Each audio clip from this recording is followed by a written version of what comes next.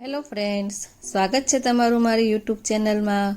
આજે આપણે બનાવીશું અમેરિકન નટ્સ આઈસ્ક્રીમ, જેમાં તમારે મિલ્ક પાવડર કે કોર્નફ્લોર નાખવાની જરૂર નથી દૂધ ઉકાળવાની ઝંઝટ, અને ફટાફટ બની જાય એવી આ રેસીપી છે। તો ચાલો જોઈએ આપણે તેની રેસીપી।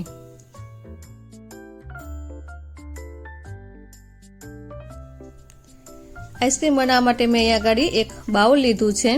તેની અંદર હું 1 કપ વ્હીપ ક્રીમ જે આવે છે એ વ્હીપ ક્રીમ લઉં છું। હું આજે વ્હીપ ક્રીમથી આઈસ્ક્રીમ બનાવતા બતાવીશ તમને। એની બીટ કરવા માટે જે ઇલેક્ટ્રિક બીટર આવે છે આ રીતનું, તેનો આપણે યુઝ કરીશું। તો ઇલેક્ટ્રિક બીટરથી તમે આઈસ્ક્રીમ બનાવશો તો એકદમ સ્મૂથ બને છે। જો તમારી પાસે આવું બીટર ન હોય તો તમે મિક્સચરની અંદર પણ બનાવી શકો છો, પણ મિક્સચર કરતાં આ બીટરથી તમે બનાવશો તો તમારો આઈસ્ક્રીમ બનીને એકદમ ડબલ થઈ જશે, એની ક્વોન્ટિટી પણ વધી જાય છે, તે એકદમ સ્મૂથ પણ બને છે।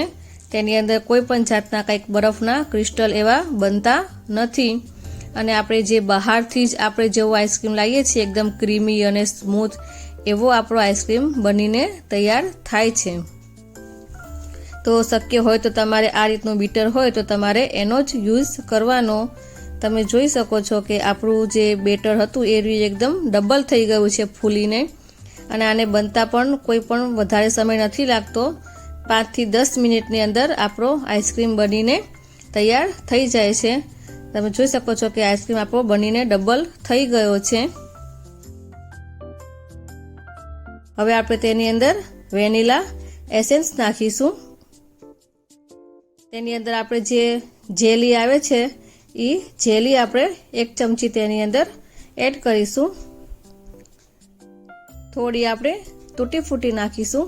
આપણે અમેરિકન નટ્સ આઈસ્ક્રીમ બનાવીએ છીએ એટલે તેની અંદર જેલી, ચેરી એ બધું નાખવામાં આવે છે। થોડા આપણે ચોકો ચિપ્સ નાખીશું। તેની અંદર આપણે થોડા ડ્રાય ફ્રૂટ્સ એડ કરીશું। તમે ડ્રાય ફ્રૂટ તમારી પસંદ પ્રમાણે લઈ શકો છો, અને આ બધું આપણે બરાબર મિક્સ કરી લઈશું। આ આઈસ્ક્રીમ બનાવવો એટલો સહેલો છે કે ફટાફટ બની જાય છે।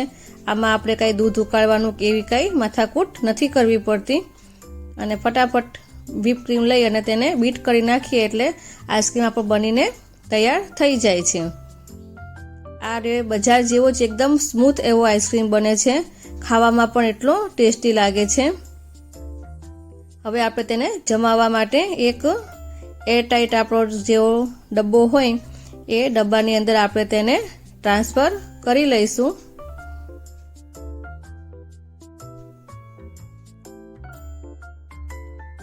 તમે જોઈ શકો થોડું આપણે ટેપ કરીશું એટલે એક સરખું થઈ જાય, અને તેને ઢાંકણ બંધ કરી અને આપણે તેને ઓવરનાઇટ માટે આપણે ડીપ ફ્રીઝરની અંદર આપણે મૂકી દઈશું।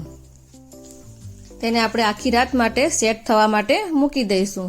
તો મેં અહીંયા આગળ ઓવરનાઇટ એને ડીપ ફ્રીઝરમાં રાખ્યો હતો। તો તમે જોઈ શકો છો કે આપણો આઈસ્ક્રીમ એકદમ સરસ એવો જામી ગયો છે। હવે આપણે તેને ડિમોલ્ડ કરીશું। આઈસ્ક્રીમને કાઢવા માટે તમારી પાસે જે સ્કૂપર આવે છે એ સ્કૂપર હોય તો તમે એનાથી પણ કાઢી શકો છો। મારી પાસે નથી એટલે હું આવો ગોળ વાટકા જેવો ચમચો લઉં છું, અને એનાથી આઈસ્ક્રીમને કાઢીશું આપણે। તમે જોઈ શકો છો કે આપણો આઈસ્ક્રીમ સરસ મજાનો બનીને રેડી થઈ ગયો છે। આ આઈસ્ક્રીમ એકદમ સ્મૂથ બને છે, તેની અંદર કોઈ પણ જાતના બરફના ક્રિસ્ટલ કે એવું કાંઈ જ બનતું નથી, અને દેખાવમાં પણ એટલો સરસ લાગે છે। જેનાથી આપણે જેલીને એવું નાખ્યું હતું તેના કારણે તેનો દેખાવ પણ એકદમ સરસ લાગે છે, અને ખાવામાં પણ એટલો જ ટેસ્ટી લાગે છે। તો તમે ઘરે એકવાર આ રીતે જરૂરથી ટ્રાય કરજો, ફટાફટ બની જાય એવી રેસીપી છે। તો તમને મારી આ રેસીપી કેવી લાગી મને કમેન્ટ બોક્સમાં જરૂરથી જણાવજો। જો તમને મારો વિડીયો ગમ્યો હોય તો મારા વિડીયોને લાઈક કરી, શેર કરી અને મારી ચેનલને સબસ્ક્રાઈબ કરી દેજો। તો ફરી મળીશું આપણે નવા વિડીયો સાથે। Thanks for watching.